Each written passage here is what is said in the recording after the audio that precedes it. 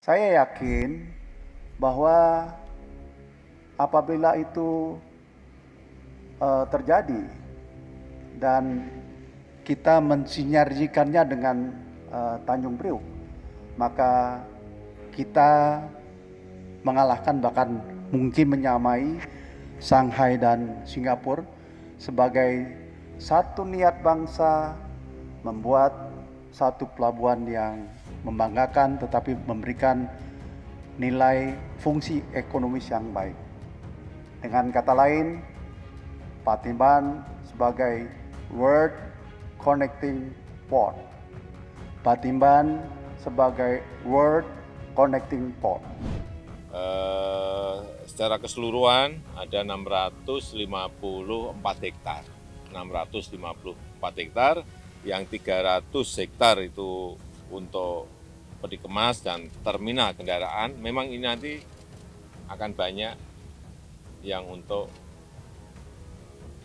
terminal kendaraan untuk ekspor mobil-mobil dari industri otomotif kita.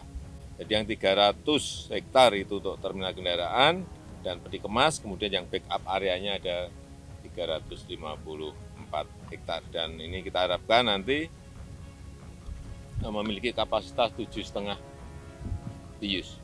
Memang gede sekali pelabuhan ini. Kita harapkan ini akan menjadi sebuah pelabuhan besar nantinya di tahun 2027. Jadi memang pekerjaan yang besar sehingga tahapan-tahapannya memang jangka panjang.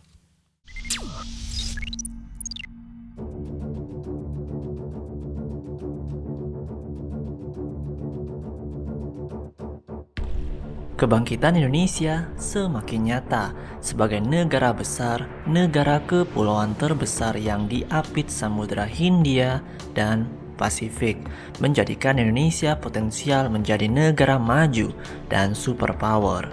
Kita bisa menyaksikan bahwa Menhub Budi Karya Sumadi mengaku optimis dan yakin bahwa apabila itu terjadi dan mensinergikannya dengan Pelabuhan Tanjung Priuk, maka Indonesia bisa mengalahkan, mungkin menyamai Shanghai dan Singapura sebagai satu niat bangsa, sebagai pelabuhan yang membanggakan dan memberikan nilai fungsi ekonomis yang baik.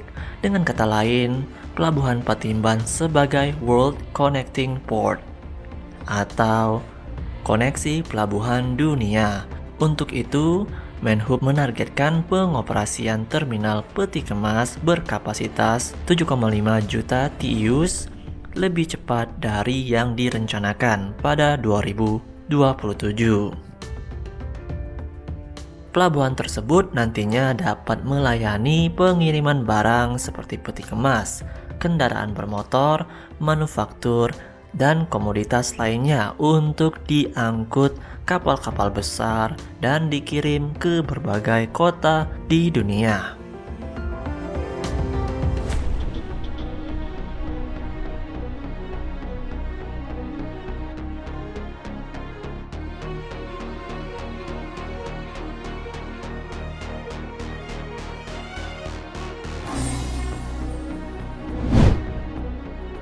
Selain itu, terminal otomotif Patimban akan dibangun dengan kapasitas 600.000 completely built up per tahun.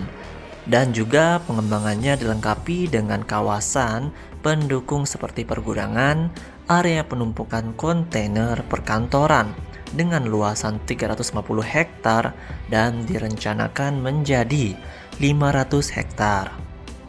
Pelabuhan Internasional Patimban merupakan salah satu proyek strategis nasional dengan nilai investasi 43,2 triliun. Proyek dikerjakan dalam 4 tahap pembangunan. Tahap pertama telah rampung dan beroperasi sejak diresmikan oleh Presiden Jokowi Desember 2020 kemarin. Dan pembangunan tahap pertama menyedot anggaran 14 triliun dari APBN dan JICA.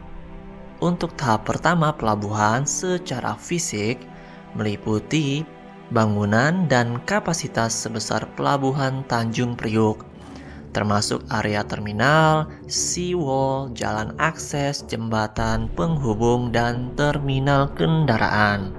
Sangat besar ya untuk tahap pertama menyamai Tanjung Priok, apalagi sudah selesai semua. Dan itu bisa bersaing bahkan mengalahkan Singapura, bahkan Shanghai, China.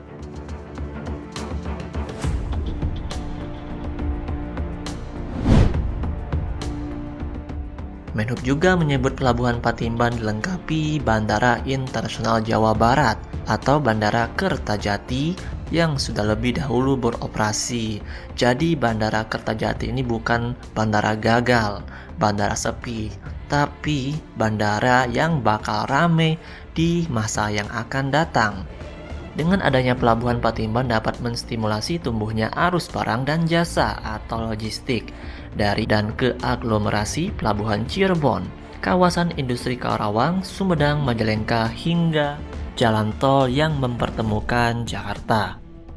Melalui jaringan jalan tol dan kawasan sekitar Patimban, sektor ekonomi, industri, perdagangan, pergudangan, jasa keuangan, properti, dan perdagangan retail.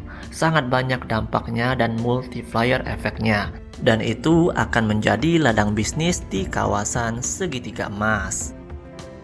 Jadi kita tunggu 2030 Indonesia semakin hebat, semakin bangkit, dan pertumbuhan ekonominya diprediksikan bakal di atas 6%.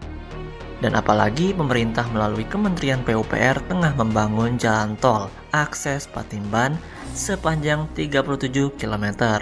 Dan itu akan menjadi booster bagi kawasan industri di timur Jakarta, khususnya daerah Karawang dan Subang.